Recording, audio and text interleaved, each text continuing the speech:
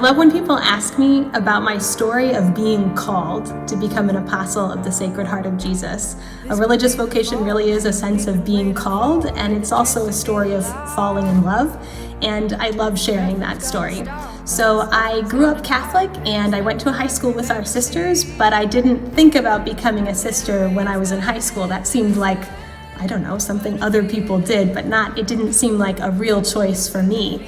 And as I went to college and I really wanted to grow in my relationship with God, I wanted so badly to feel close to Him, to know who He was, to share myself with Him, to discover who I was.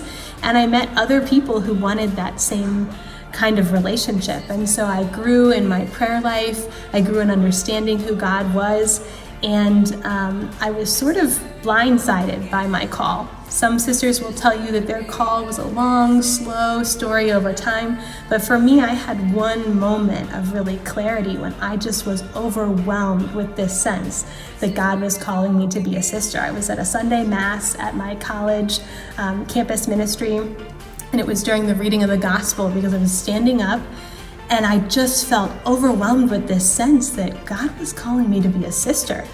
And I felt sort of overwhelmed by that. What does that even mean? How would I become a sister? Do young people even still become sisters? And I called my best friend from high school right after Mass, and I told her about this experience, and I sort of expected her to say, maybe you're just having a hard time, maybe school's feeling really hard, you're not sure what you want to do with your life. Why don't you wait and proceed with caution? And instead of saying that, she said, yeah, I could see that. I could see you being a sister.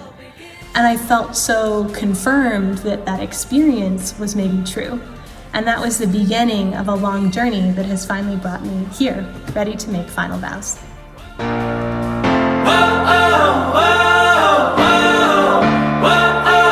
This is where it all begins.